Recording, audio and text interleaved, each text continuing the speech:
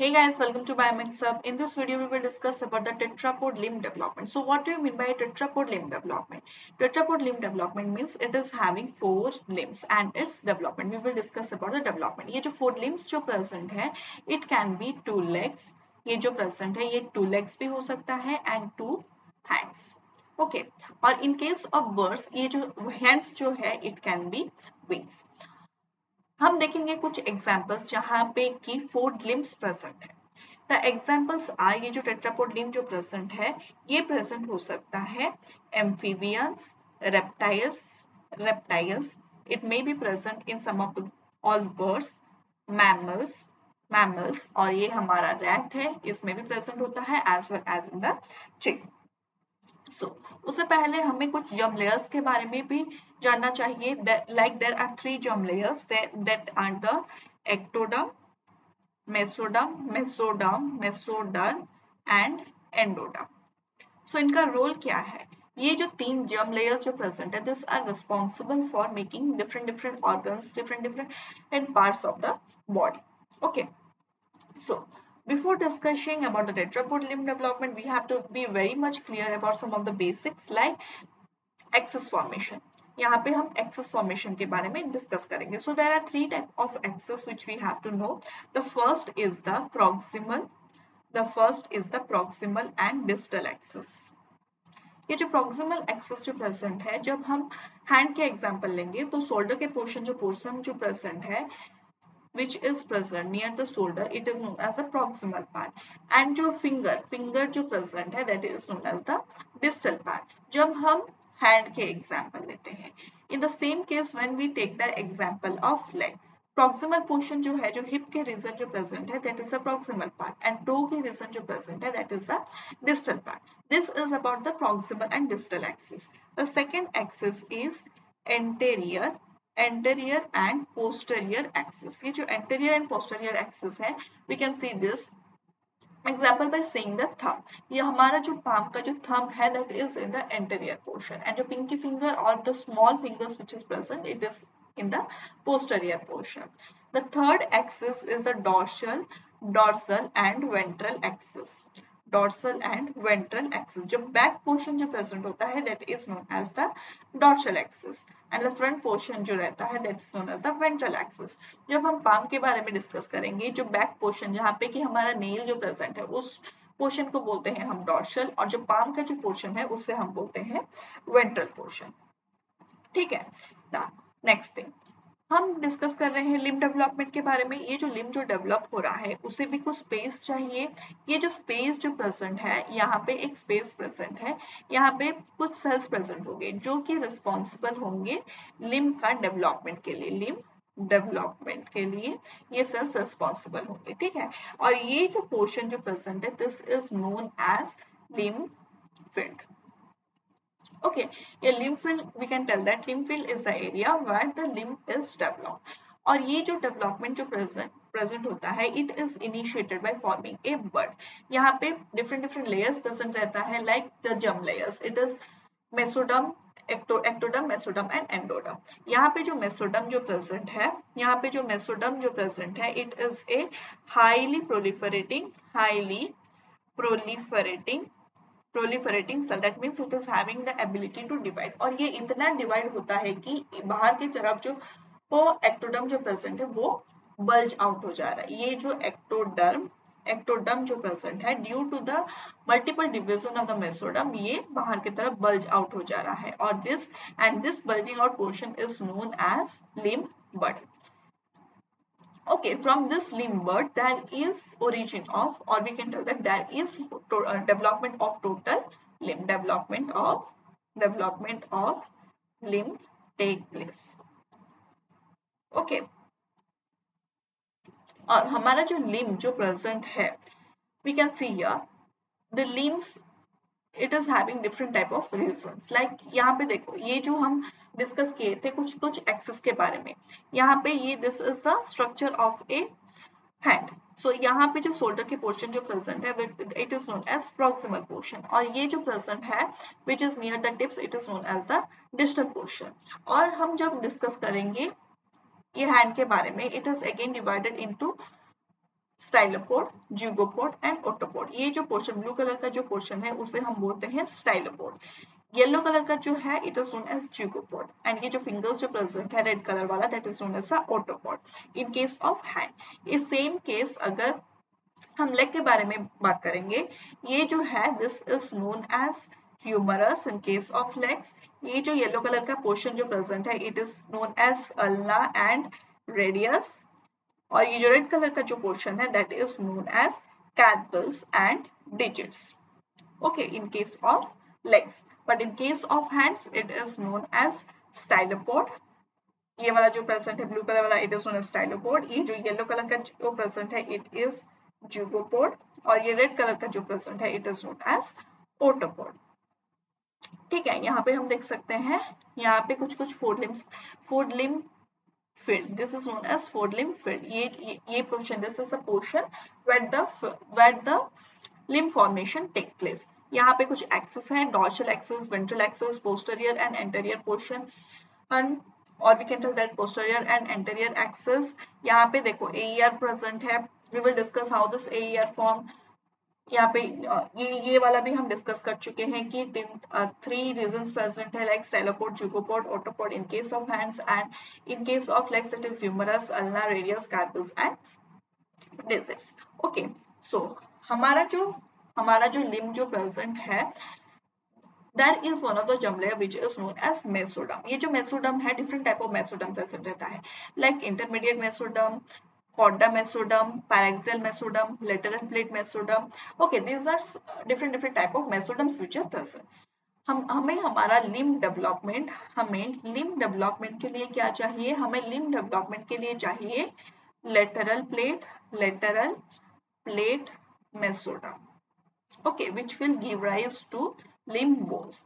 okay, the first thing which we have to know is हमारा जो limb जो form हो रहा है उसके लिए क्या चाहिए? उसके लिए bones चाहिए as well as muscles चाहिए। ठीक है, ये जो bones जो present है it is being originated from lateral plate mesoderm। it is originated from lateral plate mesoderm और ये जो muscles जो present है it is originated from somite. This are two types of cells. यहाँ पे देखो ये जो पैराक्सियल मेसोडर्म प्रेजेंट है यहाँ से ही ओरिजिनेट हो रहा है हमारा somite and this somite is responsible for making muscles. Okay, ये जो सोमाइट जो प्रेजेंट है we can see that it is responsible for making cartilage, tendons, skeletal muscles, endothelial and dorsal aorta, dermis and skeletal muscles। But as we are discussing about the limb field, so for our limb development, so for the limb development we require two things, that is the bone and the muscles for limb।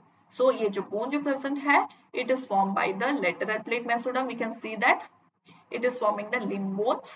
okay, and from the paraxial mesoderm the somite is being originated and from this somite there is formation of skeletal muscle। okay, so next ये जो limb जो present है हमारा जो limb field जो present है that cells are responsible for making the lymph field or not, how we will say that एक experiment हम देखेंगे जो कि था लिम्ब बर्ड के डेवलपमेंट, लिम्ब बर्ड इंडक्शन के एक एक्सपेरिमेंट था। यहाँ पे transplantation of somites from limb to flank level. हमारा जो लिम्ब फील्ड जो प्रेजेंट है हम डिस्कस किए कि हमें अभी बनाना है लिम्ब फील्ड। ठीक है, सॉरी लिम्ब बनाना है। लिम्ब बनाने के लिए हमें एक लिम्ब फील्ड चाहिए, एक स्पेस चाहिए जहां से कि हमारा लिम्ब फॉर्मेशन का ओरिजिन होगा। ठीक है, यहाँ पे देखो यहाँ पे है this is the limb field. ये जो पोर्शन 15, 16, 17, 18, 19 जो प्रेजेंट है येलो कलर का ये है लिम्ब फील्ड और ये है फ्लैंक रीजन जो कि है non limb part. Green colour का जो है this are the non limb part. Okay, ये जो लिम्ब फील्ड जो प्रेजेंट है यहाँ पे ही लिम्ब बर्ड का डेवलपमेंट होगा। तो this is the donor and this is the recipient. Recipient में दिस आर रिसीविंग। यहाँ से क्या किया गया, ये जो 15, 16, 17, 18 इतना पोर्शन क्या किया गया यहाँ पे ट्रांसप्लांट कर लिए। ठीक है, this is the transplanted part. So what happens when it is received by the recipient? ये जो पोर्शन जो प्रेजेंट है इसका लिम्ब फील्ड का एरिया बड़ा हो गया। So here this is the reason where the limb bud will form। Okay, so the next experiment was transplantation of somites from flank to limb muscle। अगर हम एक नॉन लिम्ब सेल को limb forming area में अगर हम transplant कर लेंगे तो क्या होगा, लिम्ब फील्ड का फॉर्मेशन कम हो जाएगा। ये क्योंकि हमने रिप्लेस कर लिए हैं लिम्फोइड को, we have already replace the non lymph cells into the lymphoid. Okay, यहाँ पे प्रेजेंट था 15, 16, 17, 18, 19 टिल 19 यहाँ पे प्रेजेंट था। This are the lymphoid. यहाँ पे कुछ पोर्शन कट कर लिए like 17, 18 17, 18 is now removed, and here the 20, 21, 22, 23 is joined here. So these are not the lymph forming area, these are the non lymph forming area. ये जो present है, ये जो present है, ये जो है, this is the lymph field. तो ये क्या हो गया, ये अब कम हो गया as compare to the toner. So इसका जो लिम्फ का फॉर्मेशन होने के लिए जो लिम्फोइड फॉर्म होगा उसका स्पेस कम होगा।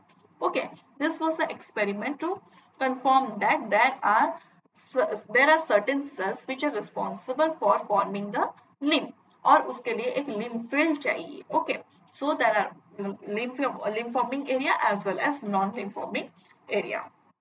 Okay, this was all about the experiment which was conducted to see whether all the cells can form the lymph field, or there are certain cells which is having certain area for the formation of lymph field। और ये जो lymph field जो present होता है, ये एक organism का अगर हैंड, यहाँ पे अगर एक हैंड है तो इसका ऑपोजिट ओरिएंटेशन में और एक लिम्फ फील्ड होगा जहाँ की हैंड का फॉर्मेशन होगा। इन द सेम वे अगर यहाँ पे फुट फॉर्मेशन हो रहा है, लेग फॉर्मेशन हो रहा है, तो उसके ऑपोजिट ओरिएंटेशन में ही एक लिम्फ फील्ड होगा जो कि फुट का फॉर्मेशन करेगा।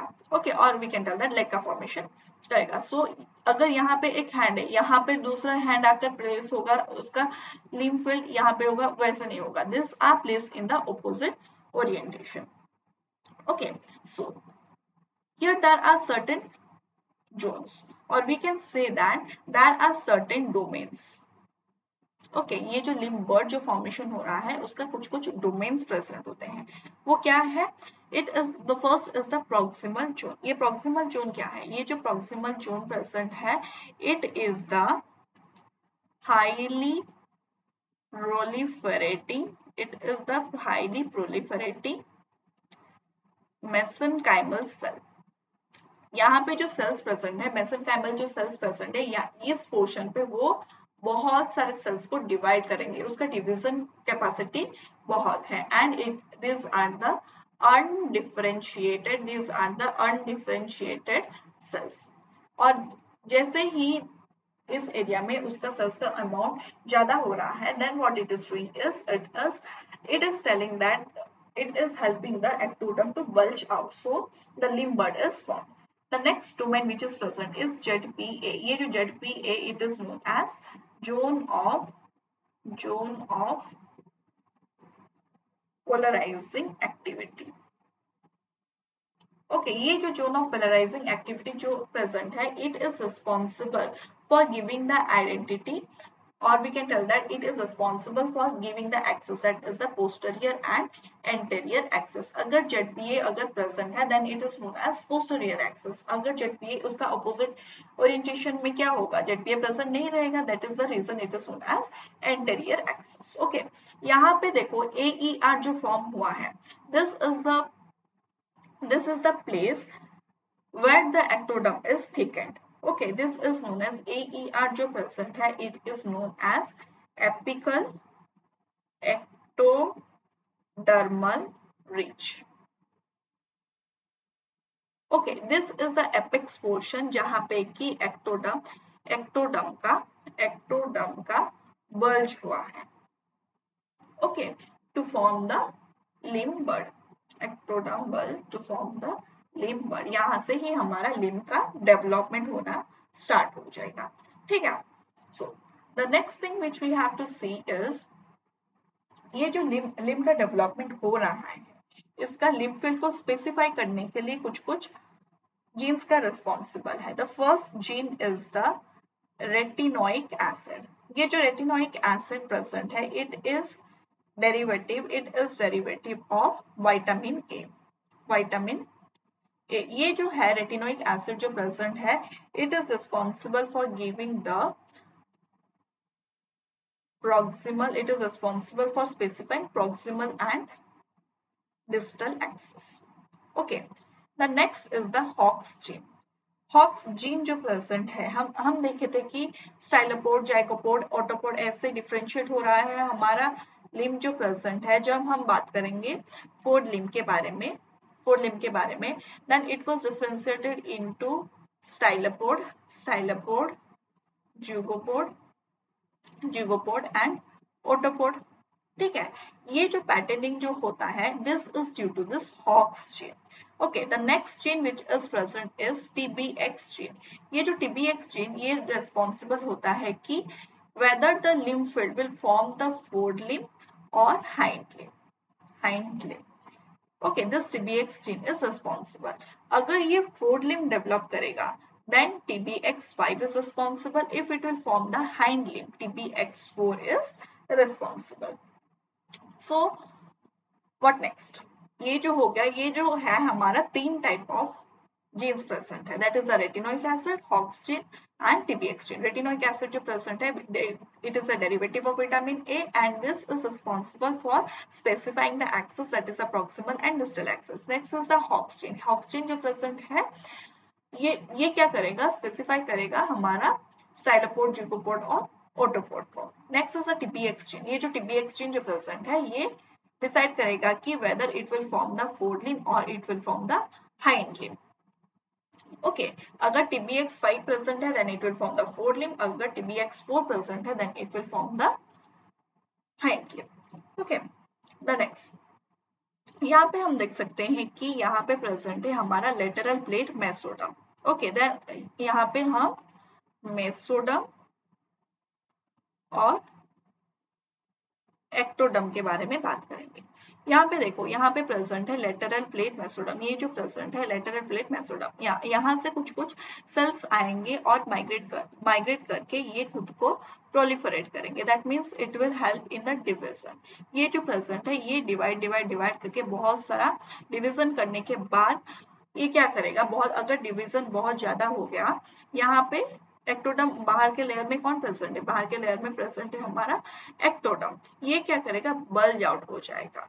इसमें सिर्फ लेटरल प्लेट मेसोडर्म का सेल्स ही नहीं आएंगे, यहाँ पे सोमाइट सेल्स भी माइग्रेट करके आएंगे। ठीक है, यहाँ पे दो टाइप ऑफ सेल्स प्रेजेंट होंगे, लेटरल प्लेट मेसोडर्म का सेल्स भी प्रेजेंट होंगे और सोमाइट सेल्स का भी सोमाइट सेल्स भी प्रेजेंट होगी, जो कि डिवाइड करके आगे जाकर मसल सेल्स और स्केलेटल सेल्स का फॉर्मेशन करेंगे। ठीक है, this is helping in the bulging out. ये जो है बल्ज आउट हो गया है अभी। ठीक है, ये बल्ज आउट होकर क्या होगा, ये लिम्ब बड का डेवलप करेगा। यहाँ पे there is formation of limb bud. Okay, यहाँ पे जो प्रेजेंट है, ये लेटरल प्लेट ऑफ मेसोडर्म जो क्या करेगा, it will form, we can see that यहाँ से ये सेल माइग्रेट होकर यहाँ आए and this is the limb skeletal precursor cell। Okay, यहाँ पे देखो, यहाँ पे जो प्रेजेंट है, यहाँ पे ये ब्राउन कलर में जो प्रेजेंट है, it is the limb muscle precursor cell which is derived from somatic cells। okay, this is about the limb bird development। Development जो हो रहा है, उसे हम 4 स्टेजेस में डिवाइड कर सकते हैं। ठीक है, like the first is the making mesoderm permissive for limb formation. Limb formation के लिए मेसोडर्म को हमें परमिशन देना चाहिए। Next, second is the specifying four limb and hind limb, weather it will form the four limb और hind limb, उसे भी specify करना चाहिए, ताकि वो लेग फॉर्म करेगा या हैंड फॉर्म करेगा, वो स्पेसिफाई हो सकता है। The third is the epithelial mesenchymal transition and fourth is the two positive feedback loops for bud formation। पहले हम देखेंगे making mesoderm permissive for limb formation। Okay, इसमें 2 जीन्स का रिस्पॉन्सिबल है, like retinoic acid and FGFA। ये जो present है, this two are antagonistic to each other. ठीक है, ये जो प्रेजेंट है, ए जो प्रेजेंट है, ये टाइम से पहले लिम्ब बर्ड का डेवलपमेंट करने के लिए इनिबिट कर रहा है and this retinoic acid is responsible for initiation of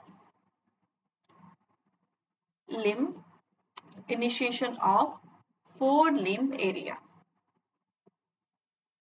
ठीक है, और ये जो प्रेजेंट है, this two genes are present in chick, mouse as well as zebra fish. ठीक है, अगर देयर आर 2 केसेस, लाइक अगर रेटिनोइक एसिड अगर प्रेजेंट होता है then it is forming the fourth limb, fore limb का फॉर्मेशन होगा। अगर retinoic acid absent है then there is no fourth limb. Okay, we have discussed that this two FGF8 and retinoic acid they are antagonistic to each other. So अगर हमारा FGF8 जो present है अगर वो present होगा तो क्या होगा, then what it will do, it will inhibit the formation of fourth limb. Okay, if it is not present, FGF8 अगर present नहीं होगा then ये क्या करेगा, this can form the fourth limb. Okay, so there are some cases like there is some mutation cases or gain of function cases. अगर gain of function हो गया है हमारा FGF8 को, then ये क्या करेगा, then it will inhibit the fourth limb formation. अगर loss of function हो गया तो loss of function हो गया तो FGF8 का, then what it will do, it will form the fourth limb. Okay, अगर लॉस ऑफ फंक्शन हो गया हमारा रेटिनोइक एसिड का देन क्या होगा, then it will inhibit the fourth limb. अगर गेन ऑफ फंक्शन हो गया रेटिनोइक एसिड का then it will form the fourth limb.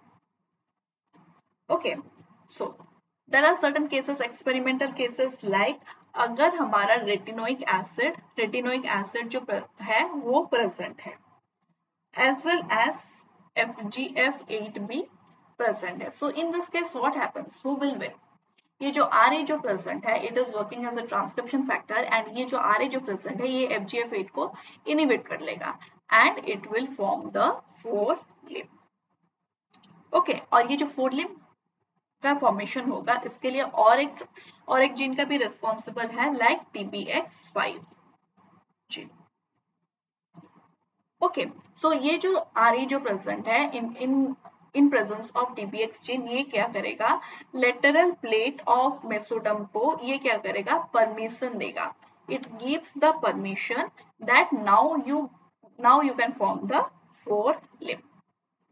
Okay, so यहाँ पे LPM ये RA और TBX5 जीन जो प्रेजेंट है इन दोनों के प्रेजेंस में they will instruct the LPM that now we have given the permission that now you can form the fourth limb, or we can tell that the fourth limb bud initiation can take place. Okay, और यहाँ से हमारा fourth limb का development हो सकता है. This was about the role of the retinoic acid and FGF, their mutation cases, and how this is instructing a mesoderm, how it is instructing a mesoderm that now they are ready for initiating for the fourth limb, और ये limb formation का initiation कर सकता है. So in this we have discussed the first one that is making mesoderm permission for limb formation. यहाँ पे क्या हुआ, retinoic acid ने in presence of retinoic acid and in absence of FGF8 it has instructed or it has given the mesoderm permission that now in presence of TBX5 gene now you can make the limb that is the fourth limb in presence of another one gene that is the TBX5. Okay, देखेंगे specifying fourth limb and hind limb, whether it will form the hind limb or fourth limb ये हम देखेंगे. fourth limb के लिए क्या चाहिए था, fourth limb के लिए जो जीन रिस्पॉन्सिबल था it was TBX5 और हाइंड लिम्ब के लिए कौन रिस्पॉन्सिबल था, हाइंड लिम्ब के लिए रिस्पॉन्सिबल था हमारा TBX4. ये जो लिम्ब का फॉर्मेशन हो रहा है उसके लिए क्या चाहिए, उसके लिए हमें चाहिए 3 लेयर्स दैट इज मेसोडर्म चाहिए, लेटरल प्लेट ऑफ मेसोडर्म चाहिए और क्या चाहिए, एंड वी रिक्वायर एक्टोडर्म. हमारा मेसोडर्म से क्या सिक्रेट हुआ, रेटिनोइक एसिड का सिक्रेशन हुआ and in presence of retinoic acid the TBX5 gene is synthesized. और ये जो TBX5 gene जो present है ये क्या सिक्रेट कर रहा है, ये सिक्रेट कर रहा है FGF10 and this FGF10 ये जो FGF10 जो present है it is stabilized. ये जो FGF10 stabilize कैसे हो रहा है, stabilized by WNT2B. ओके, उसके बाद क्या होगा, ये जो FGF10 now it is stabilized. now this FGF10 what it will give is, ये जो FGF10 है ये देगा हमें WNT3A का फॉर्मेशन करेगा as well as it will form the apical ectodermal ridge, ठीक है, which is known as AER, इसका फॉर्मेशन करेगा। और क्या करेगा, ये जो WNT3A जो फॉर्म हुआ है उसके वजह से FGF8 का भी फॉर्मेशन करेगा। What is the function of the FGF8? ये FGF8 का फॉर्मेशन ये है कि ये बहुत सारा FGF10 का फॉर्मेशन करने के लिए रिस्पॉन्सिबल है। Now due to this there will be formation of the fore limb. Okay, so यहाँ पे जो पॉजिटिव लूप जो चल रहा है कैसे चल रहा है, यहाँ पे जो देखो, यहाँ पे जो FGF10 जो प्रेजेंट है, it is giving AER that is known as apical ectodermal ridge as well as FGF8। ये जो FGF8 जो प्रेजेंट है, it is again giving the FGF10। Why it is giving the FGF10? Because it will synthesize more FGF। अगर FGF10 का synthesis ज्यादा होगा then FGF8 का भी फॉर्मेशन होगा, due to which there will be formation of fourth limb bud. Fore limb bud का development होगा, ठीक है। यहाँ पे जो प्रेजेंट है it can be WNT3, it can be WNT3 और WNT3A। ये द हाइंड लिम्ब। यहाँ पे हम देखेंगे हाइंड लिम्ब के बारे में। इससे भी क्या चाहिए, मेसोडम चाहिए, mesoderm, lateral plate of mesoderm as well as ectoderm चाहिए, ठीक है। यहाँ पे जो प्रेजेंट है हमें RA नहीं चाहिए यहाँ पे। दिस FGF10 जो प्रेजेंट है it is produce due to TBX4। TBX4 के वजह से FGF10 का सिंथेसिस हो रहा है। एंड WNT8C जो प्रेजेंट है it stabilise FGF10। Okay, so यहाँ पे ये क्या करेगा, FGF10 जो प्रेजेंट है now it will give WNT3A in the ectoderm. And WNT3A के साथ साथ वो और क्या देगा, it will give the AER that is apical ectodermal ridge. और ये जो WNT3A जो प्रेजेंट है it will give rise to FGF8। और ये FGF8 जो प्रेजेंट है it will tell that now you have to synthesis more FGF10। It is giving a positive feedback to FGF10 that you have to generate more FGF10। ये FGF10 जो present है ये FGF8 को produce करेगा and this FGF8 will again give a positive feedback that you have to synthesize FGF10। और ये जो है यहाँ से formation होगा क्या, हमारा हाइंड लिम्ब का बर्ड फॉर्मेशन होगा, ठीक है। सो ये जो TBX4 जो प्रेजेंट है ये कहाँ से ओरिजिनेट हो रहा है, ये जो ओरिजिनेट हो रहा है इसलेट 1 से। कहाँ पे, माउस पे। हम देखेंगे माउस और चिक का दोनों केस देखेंगे ये कैसे फॉर्मेशन हो रहा है। First we will see about the mouse. हम जब बात करेंगे एक माउस के बारे में, यहाँ पे देखो, यहाँ पे हम TBX4 के बारे में डिस्कस किए थे। ये जो TBX4 जो प्रेजेंट है वो कहाँ से आया, ये आया हमारा इसलेट 1 से। इसलेट 1 जो प्रेजेंट है this is giving rise to TBX4 as well as ये जो इसलेट 1 जो प्रेजेंट है ये बीटा कैट को भी फॉर्मेशन करेगा। दिस इसलेट 1 जो प्रेजेंट है ये क्या करेगा, FGF10 का फॉर्मेशन करेगा। And FGF10 can give rise to beta catenin and beta catenin will also help in the formation of FGF10। और ये जो TBX4 जो प्रेजेंट है इसलेट 1 के साथ साथ और एक factor that is known as PTX1 which is a transcription factor, इसके वजह से भी TBX4 का भी फॉर्मेशन हो रहा है। ये कहाँ पे हो रहा है, this is formed in the lateral plate of mesoderm। lateral plate of mesoderm। Now ये जो FGF10 जो प्रेजेंट है हमारा एक्टोडर्म में ये क्या प्रेजेंट फॉर्म करेगा, ये फॉर्म करेगा WNT3। ओके, ये जो WNT3 जो प्रेजेंट है this will give rise to FGF8। ये जो FGF8 जो प्रेजेंट है now what it will help in the formation of AER that is apical ectodermal ridge as well as it will give a positive feedback to FGF10 that now you make more FGF10।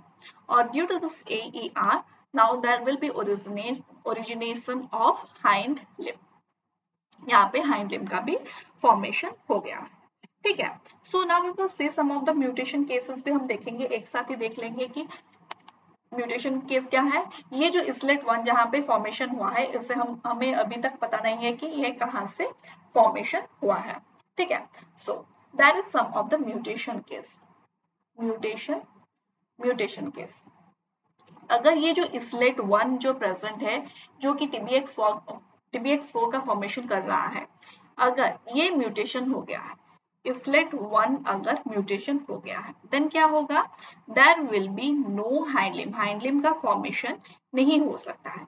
क्यों? Because this Islet one it was working as a initiator, it is the initiator of hindlimb bud formation. ये जो है हाइंडलिम का जो bird जो है उसका form, initiator of hindlimb bud, Islet one जो प्रेजेंट है, it is the initiator of hindlimb, but अगर ये म्यूटेट हो गया तो कुछ भी हाइंडलिम का फॉर्मेशन नहीं हो सकता है।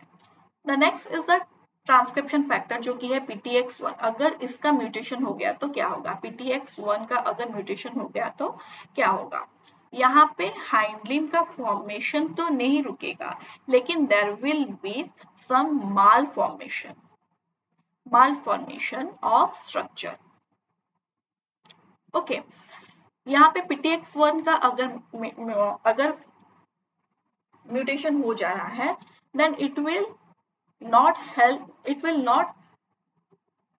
not give rise to a normal handling, it will give some of the variation or there will be some of the problem in the handling। but अगर islet one का ही mutation हो गया है, then what it will do, then it will not give any of the handling, because ये जो origin हो रहा है it is due to the islet one, और ये जो patterning जो हो रहा था it was due to pit x। patterning मतलब क्या है, अगर वो उसका जो फॉर्मेशन होगा, उसका जो हाइंडलिम का जो फॉर्मेशन होगा, उसके बाद उसका फिंगर होगा, वो स्केलेटन होगा, मसल होगा, उसमें कुछ भी डिफरेंशिएट नहीं होगा अगर PTX1 का म्यूटेशन हो गया है। अगर इसलेट वन का म्यूटेशन हो गया है तो हाइंडलिम का ही फॉर्मेशन नहीं हो सकता है। ठीक है। So the next is the hindlimb formation of the chick. ये जो चिक का जो हाइंडलिम फॉर्मेशन हो रहा है, उसके लिए क्या चाहिए, TBX4 चाहिए। क्यों? फॉर हाइंड लिम्ब ऑफ चिक। ओके, यहाँ पे हमारा जो माउस पे हम क्या देखे थे, हम देखे थे कि इसलेट वन एक था जो कि रिस्पॉन्सिबल था हमारा TBX4 का फॉर्मेशन के लिए, लेकिन यहाँ पे एक अननोन फैक्टर की वजह से TBX4 का फॉर्मेशन हो रहा है एज वेल एज PITX1 का जो कि है एक ट्रांसक्रिप्शन फैक्टर, उसका भी फॉर्मेशन हो रहा है, and this PITX is also responsible for giving the TBX4 gene. और ये जो TBX4 जीन, इसके वजह से FGF10 का फॉर्मेशन हो रहा है, and it is stabilised by another one factor that is WNT8C। ये जो है ये स्टेबिलाइज कर रहा है। ठीक है, ये कहाँ पे हो रहा है, this is in the lateral plate mesoderm। ओके, ये जो FGF10 जो प्रेजेंट है, it is giving rise to WNT3A, and this WNT3A is giving rise to FGF8। Okay, ये FGF8 के वजह से क्या होगा, लिम्बर्ड का इंडक्शन होगा by giving the AER, it will form the apical ectodermal ridge. एक बल्जिंग आउट होकर उसका एक्टोडर्म का एक वाइट पोर्शन होगा जो कि बोल रहे हैं हम AER। Due to which there will be formation of hind limb, यहाँ पे हाइंड लिम्ब का फॉर्मेशन हो रहा है। ये कहाँ पे हो रहा है, it is in the ectoderm. और ये FGF8 जो प्रेजेंट है, again it is giving the FGF10, it is inducing to form more FGF10, that means it will again divide and it will form the FGF8, due to which there will be formation of AER। Okay, this was how the hind limb is formed in case of chick as well as in case of mouse। एक diagram के हिसाब से भी हम देख लेंगे कि ये कैसे फॉर्मेशन हो रहा है। ठीक है, here we can see that ये जो FGF8 जो प्रेजेंट है, FGF8 and this RA which is present, it is antagonistic to each other। ये जो है ये फूड लिम्फ फील्ड का एक एरिया है जहाँ पे कि यहाँ पे देखो यहाँ पे RA प्रेजेंट है and here the FGF8 and FGF8 यहाँ पे दोनों साइड FGF8 RA को इनहिबिट करके रख रहे हैं and this two are working as antagonistic way. Now ये जो B का है यहाँ पे हम देख सकते हैं कि यहाँ पे है लेटरल प्लेट ऑफ मेसोडर्म, यहाँ पे है एक्टोडर्म। चिक माउस फिश का फोर्थ लिम्ब का बर्ड का इनिशिएशन है। अगर हम बात करेंगे फोर्थ लिम्ब पे, वहां पे हम देखे थे कि RA का वर्क हो रहा है। Retinoic acid is working in case of fourth limb. ये जो RA जो प्रेजेंट है it was giving rise to TBX5 और ये TBX5 जो प्रेजेंट है it was helping in the formation of WNT2B। जो WNT2B जो प्रेजेंट है इट वाज स्टेबलाइजिंग FGF10। ये जो FGF10 जो प्रेजेंट है it was again this is working as a positive loop, like we can see that ये जो FGF10 जो प्रेजेंट है ये अगेन FGF TBX5 को फॉर्मेशन करने के लिए भी हेल्प कर रहा है and this FGF10 is giving rise to WNT3 और WNT3A in the ectoderm। ये जो WNT3A जो है it is again giving the FGF8 और ये FGF8 जो present है it is inducing to form the FGF10 और ये FGF8 when it forms it will give rise to initiation of fourth limb। Okay यहाँ पे TBX5 जो प्रेजेंट है एपिथेलियल मेसेनकाइमल ट्रांजिशन करने के लिए भी हेल्प कर रहा है, like a epithelial cell is transferred into a mesenchymal cell. Okay this was about the chick fore limb development in case of a chick. यहाँ पे हम देख सकते हैं चिक का हाइंड लिम्ब फॉर्मेशन। अगर चिक का हाइंड लिम्ब फॉर्मेशन होगा तो क्या होगा, यहाँ पे एक अननोन फैक्टर के वजह से PTX1 का फॉर्मेशन हो रहा है एज वेल एज TBX4 का भी फॉर्मेशन हो रहा है and it is giving TBX4 due to this TBX4 there is secretion of WNT8C and this WNT8C is stabilizing this FGF10। okay and FGF10 is again helping in giving the FGF8C और ये FGF10 जो present है ये TBX4 का भी again secretion कर सकता है as well as like FGF10 is helping in the formation of WNT3A। ये जो WNT3A जो present है ये दे रहा है हमें FGF8। Again this FGF8 is giving a positive feedback that you have to now synthesis FGF10 और यहाँ पे फॉर्मेशन हो रहा है हमारा हाइंड लिम्ब। हाइंड लिम्ब के फॉर्मेशन के लिए क्या चाहिए, यहाँ पे चाहिए TBX4, यहाँ पे चाहिए TBX4 और क्या चाहिए PIT-X ट्रांसक्रिप्शन फैक्टर चाहिए। Next is the mouse hind limb formation. ये जो माउस का हाइंड लिम्ब का जो फॉर्मेशन हो रहा है यहाँ पे देखो PIT-X1 भी रिस्पॉन्सिबल है, islet1 भी रिस्पॉन्सिबल है हमारा TBX4 के फॉर्मेशन के लिए। Okay and islet1 is also responsible for WNT beta catenin और ये WNT बीटा कैटेनिन के वजह से FGF10 का फॉर्मेशन हो रहा है as well as TBX4 is also giving the FGF10 और ये FGF10 के वजह से WNT3 का फॉर्मेशन हो रहा है विच इज स्टेबलाइजिंग और giving the FGF8 and due to this FGF8 there is formation of hind limb formation in case of mouse और ये FGF8 again it is helping or giving the positive feedback that you have to now give the FGF10। This was the trichromatic representation about the work of the forelimb and hind limb in the lateral plate mesoderm as well as in the ectoderm।